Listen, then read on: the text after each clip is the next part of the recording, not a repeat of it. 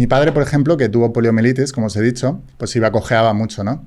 Me acuerdo cuando estaba en el colegio, hubo una panda de niños que se metían conmigo y con mi padre. Cuando llegaba yo al colegio, me decían, el del cojo, y estaban en mitad de la clase y siempre decían, cojo, no sé qué, así. ¿Sabes? Haciéndome bullying con todo. Bueno, que ahora se conoce como bullying, que en esa época no se conocía. Me esperaban niños al salir del colegio para pegarme, pero como era muy alto y muy fuerte, intentaba defender. No dejaba, pero claro, eran muchos, intentaba defenderme. Pero la cuestión es que un día un profesor me vio llorando, ¿no? Porque yo decía, pero ¿por qué se meten con mi padre si no les ha hecho nada? O sea, si mi padre es un ejemplo, si mi padre va caminando cuando no podría, ¿sabes? Y lo está haciendo. Entonces, ese profesor me dijo, Laín, ¿quiénes son los niños que se meten con tu padre? Y les dije, son este y este. Y me dice, ¿sabes qué? No conozco a sus padres, nunca han venido a buscarles al colegio, ni les han traído al colegio. En cambio, el tuyo está aquí cada día. Esos niños te están insultándote a ti y tu padre porque en realidad te envidian que tu padre, a pesar de las dificultades, está viniendo cada día a buscarte al colegio, os viene a buscar y os lleva al colegio y sus padres no vienen. Qué bueno. Entonces ahí saqué una lección muy grande. La gente que te critica, que te insulta, que se mete contigo, todo esto, son admiradores secretos. Les gustaría tener lo que tú tienes y como creen que no lo pueden lograr, pues la única manera que tienen es intentarte destruir. Hay una historia que me gusta mucho de una luciérnaga y una serpiente, que la serpiente estaba persiguiendo a la luciérnaga todo el tiempo, ¿no? Y al final la luciérnaga se cansó y dijo, bueno, espérate un momento. Y le dijo, a ver, ¿formo yo parte de tu cadena alimenticia? Y dice la serpiente, no. Y le pregunta, ¿te he hecho algo malo? Y dice, no. Dice, entonces, ¿por qué me quieres matar? Dice, porque me molesta tu luz. Hostia. Es que Wow. es así. Entonces, mucha gente le molesta tu luz. Me molesta tu luz. Pero no puedes darles el poder, no te puedes apagar por ellos, por lo que te digo, no solo por ti, sino por todas las bendiciones que le llevarás a los demás. Toda crítica que os vayan a dar, la gente que os va a intentar desanimar, en realidad son pruebas de fe. Los muros son pruebas de fe. Y todas las bendiciones que estáis trayendo a vuestras familias, a vosotros, seguro que habéis inspirado también muchísimo a vuestras familias. Les estaréis ayudando también en todo lo que podáis y sobre todo están muy orgullosos de en quienes habéis convertido, ¿no? Vuestros padres. O sea, lo que quiere un padre es que al hijo le vaya bien, que sea feliz, ¿no? Que verle cumplir sueños, etcétera. Entonces yo creo que si tú quieres bendecir a tu familia y a tus padres, es tu obligación moral, tu deber, tu responsabilidad convertirte en tu mejor versión, no solo por ti, sino por la familia que también, si tú vas mal, va a sufrir. Entonces, por eso te digo que siempre el éxito es una cuestión de compartir. Y a mí la natación me enseñó que yo puedo ser bueno y puedo tener disciplina y puedo entrenar en cosas que no me gustan, porque luego ese será mi campo de entrenamiento para que cuando coja lo que me gusta, ¡boom!, voy a dispararme enseguida. Entonces, cuando yo cogí ya todo el tema del desarrollo personal y todo esto y tal, subí para arriba porque dije, es que llevo 22 años entrenándome en algo que odio. Porque no recuerdo ni una sola vez que yo me despertaba a las 5:30 de la mañana. No recuerdo ni una sola vez que yo me levantara con ganas de tirarme a la piscina, especialmente en invierno. Ni una sola vez. Pero lo hacía cada día. Y a eso se le llama disciplina. Wow. Entonces, el éxito no se consigue con motivación ni con inspiración, se consigue con disciplina. Con disciplina. O sea, con hacer lo que no quieres hacer cuando toca hacerlo, pero porque tienes que hacerlo, porque es la única manera de llegar donde quieres. Han salido ya varias veces la palabra de los padres, has nombrado Sí. la historia de tu padre que es muy buena. Así. ¿Qué destacarías, qué aprendizajes destacarías de tu familia o de tus padres? La humildad, para mí es un valor súper importante. O sea, la humildad, es que te diría que es el valor que más valoro en las personas. Yo cuando veo a una persona, especialmente cuando he logrado muchas cosas en distintos campos, porque como os decía, para mí una pareja que dure 40 años junto, para mí eso es un exitazo increíble, ¿no? O sea, para mí eso, y más hoy en día, ¿no? Sí, Me sí. parece una cosa espectacular. O pues gente que ha desarrollado sus negocios, ¿no? Y ha triunfado en su sueño, en su idea, o gente que ha tenido muchas dificultades en sacarse una posición y después de 30.000 oposiciones lo ha conseguido, o incluso para sacarse el carnet de conducir. O sea, a mí me suspendieron 3 veces el práctico, porque me ponía muy nervioso. O sea, yo iba con la pierna que me iba así. Digo, pero ¿cómo voy a apretar el embrague si no se puede? ¿Sabes? Entonces, todas esas gentes a mí me inspiran muchísimo. Y sobre todo cuando veo a gente con logros muy grandes y que además son muy humildes, ¡uf! Para mí es increíble. Y una de las cosas que aprendí en natación, porque yo entrené con campeones olímpicos, medallistas olímpicos, récords del mundo, ¿no? Porque, bueno, entrené con un entrenador que se llamaba Bartosz Kiserowski, que traía gente, amigos suyos que habían entrenado. Él había sido también campeón de Europa, 3º del mundo, 4º olímpico, estaba en la élite. Y yo veía que cuanto más grande era la persona, más humilde era. En cambio, los mediocres, los que están en el medio, no los que están abajo, los que están en el medio eran los más vacilones, los que más trataban de aparentar, los que más tal. Y no me gustaba. Digo, hostia, no, es que cuanto más grande es la persona, más humilde es. Y es verdad, y lo habréis visto con gente que habéis traído aquí, ¿no? Que suelen ser bastante humildes los más grandes y a mí eso es lo que más me inspira a la gente. O sea, ver gente cumplir sueños y ver gente que es muy humilde cumpliendo sus sueños.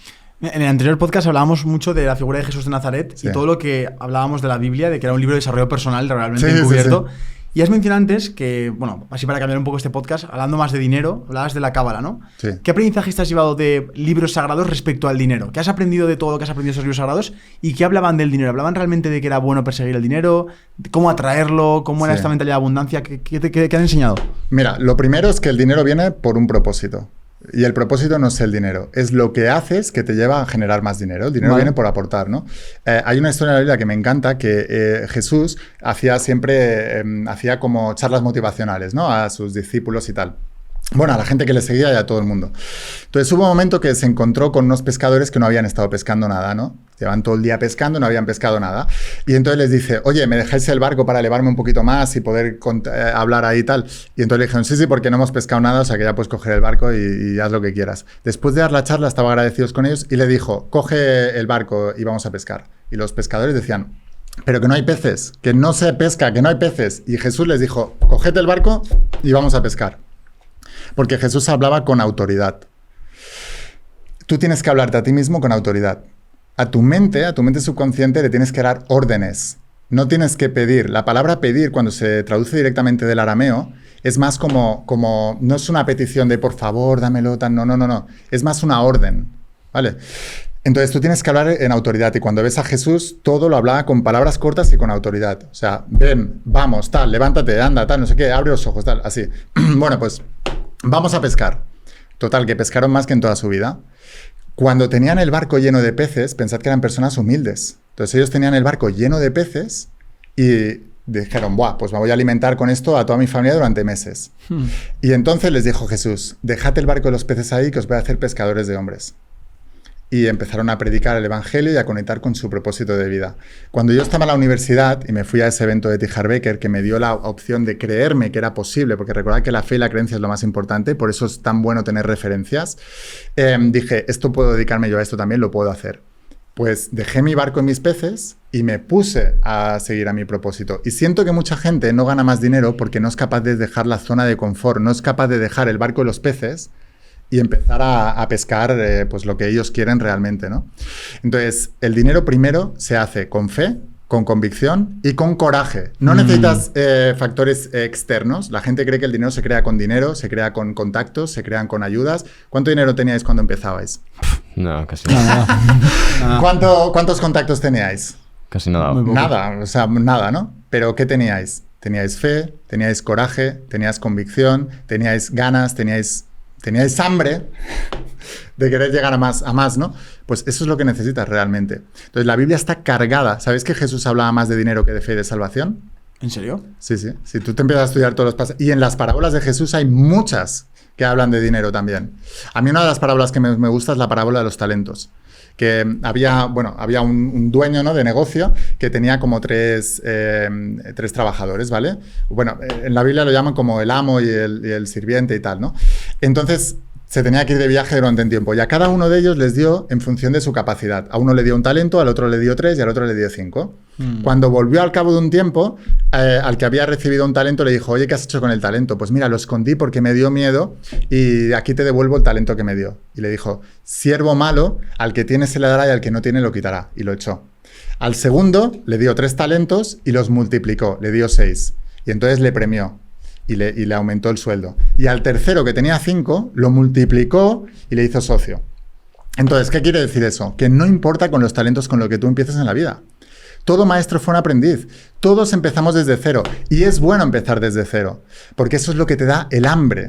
O sea, el hambre solo se genera cuando has pasado necesidad. Por eso en el Sermón de las Montañas Jesús decía, bienaventurados los pobres porque de ellos es el reino de los cielos. No te está diciendo, los pobres van a subir al reino de los cielos, los pobres se van a liberar y tal. No.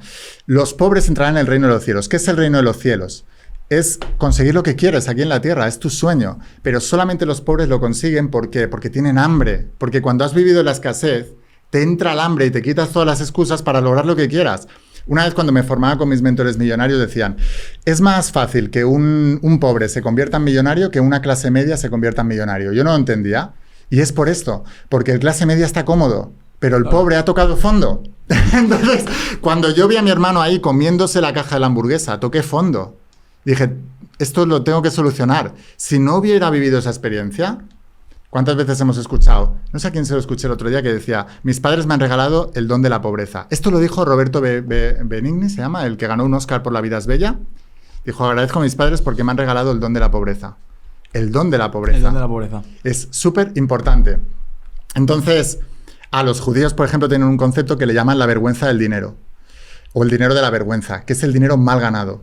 El dinero que no te has ganado. Ese dinero maldice todo. O sea, por eso es tan importante lo que te decía, dejar el barco y los peces e irte a por tu propósito de vida. Porque la gente que solamente hace las cosas por dinero, ¿quién piensa más en dinero que un rico? Un pobre. Tal cual. ¿Sí o no? Porque está todo el día pensando en dinero, que le falta dinero, etc. Y además son los que más trabajan por dinero. Porque todos trabajan persiguiendo el sueldo para tener la comodidad, etc. Son los que más piensan en dinero. La mayoría de ricos que yo conozco no piensan en dinero, evidentemente, pero están más enfocados en el proceso, en todo lo que aman, en todo lo que les gusta, ¿no? Entonces, es muy importante entender que el dinero no solamente es la cantidad que ganas, sino cómo lo ganas. Cuando tú ganas dinero con algo que amas, que te apasiona y que además crees que estás haciendo un bien con los demás, ese dinero trae una energía que bendice todo lo que toca. Pero el dinero que está mal ganado, que trabajas a desgana, que solamente trabajas por dinero, que solamente trabajas por un sueldo, ese dinero maldice toda tu vida. Estás amargado. Ese dinero te va a amargar todo lo que toques.